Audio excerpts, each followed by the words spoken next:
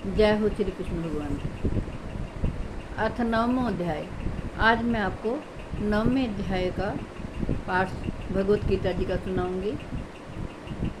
संस्कृत के गूढ़ श्लोकों का अर्थ हमें समझ में नहीं आता है, इसीलिए मैंने आपको आपकी सुविधा के लिए भगवत गीता जी का पाठ हिंदी में पढ़कर सुनाया है, ताकि आप समझ पाएँ कि भगवान श्री कृष्ण जी ने अर्जुन को क्या गीता का उपदेश दिया था।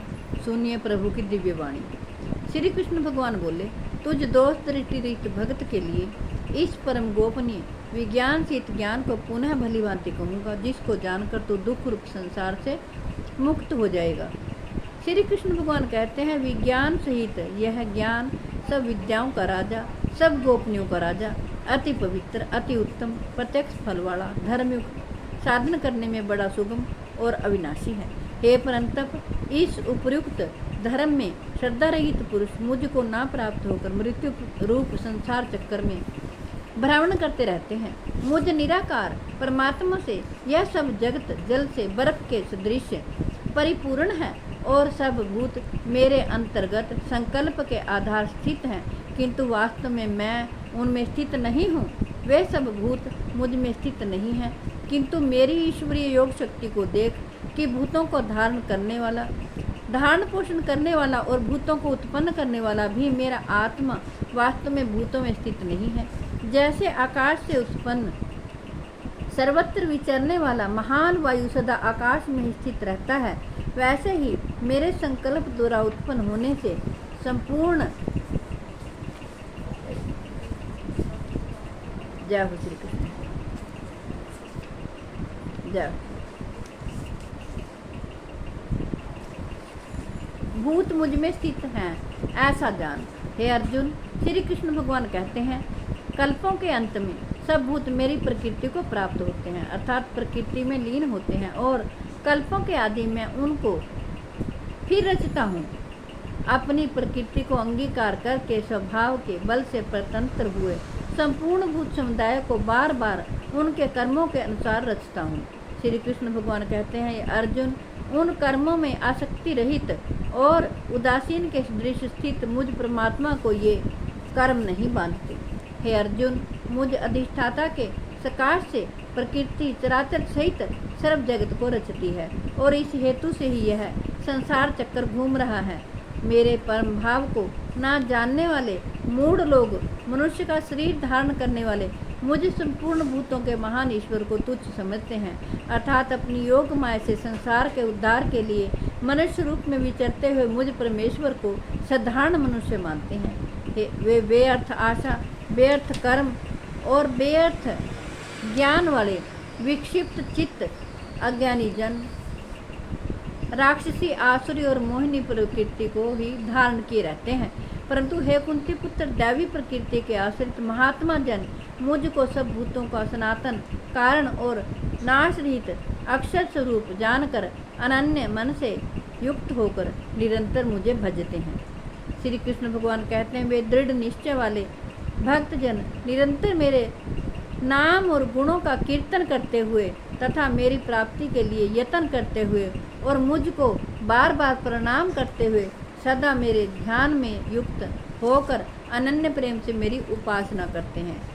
श्री कृष्ण भगवान कहते हैं, दूसरे ज्ञान योगी मुझ निर्गुण निराकार ब्रह्म का ज्ञान यज्ञ के द्वारा अभिन्न भाव से पूजन करते हुए भी मेरी उपासना करते हैं, और दूसरे मनुष्य बहुत प्रकार से स्थित मुझ विराट स्वरूप परमेश्वर की पृथक पृथक उपासना करते हैं।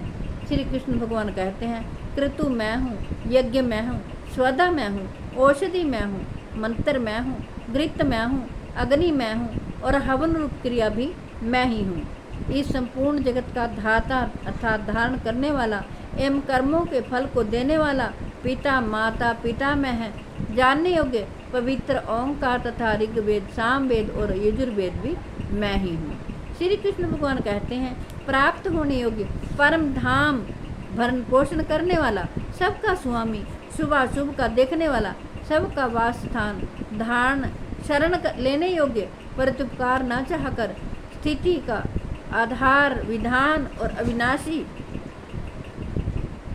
सबकी उत्पत्ति प्रलय का हेतु भी मैं ही हूँ। और अविनाशी कारण भी मैं ही हूँ। मैं ही सूर्य रूप से तपता हूँ। प्रभु कहते हैं, वर्षा का आकर्षण करता हूँ और उसे बरसाता हूँ।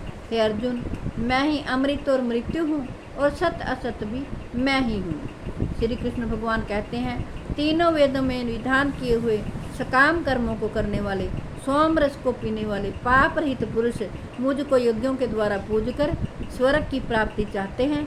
वे पुरुष अपने पुण्यों के फल रूप स्वर्ग लोक को प्राप्त होकर स्वर्ग में दिव्य देवताओं के भोगों को भोगते हैं।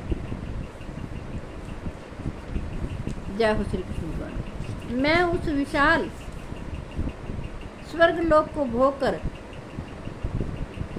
वे पुरुष क्षीण पुण्य क्षीण होने पर मृत्यु लोक को प्राप्त होते हैं। इस प्रकार स्वर्ग के साधन रूप तीनों वेदों में कहे हुए सकाम कर्म का आश्रय लेने वाले और भोगों की कामना करने वाले पुरुष बार बार आवागमन को प्राप्त होते हैं, अर्थात पुण्य के प्रभाव से स्वर्ग में जाते हैं। वे लोग पुण्य क्षीण होने पर मृत्यु लोक में आते हैं।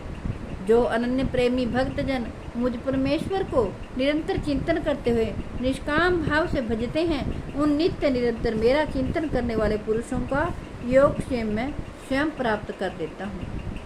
क्योंकि प्रभु कहते हैं कि मैं उनका जो मेरे आश्रय रहते हैं सबका योगक्षेम खुद ही चलाता हूँ। इसलिए हमें कोई चिंता करने की आवश्यकता नहीं है, केवल प्रभु की शरण में जाना चाहिए ताकि प्रभु हमारा सारा भार अपने ऊपर ले लें और खुद ही हमारा शुभ और अशुभ सब कुछ देखें और हम चिंता मुक्त हो जाएं। जय हो श्री कृष्ण भगवान।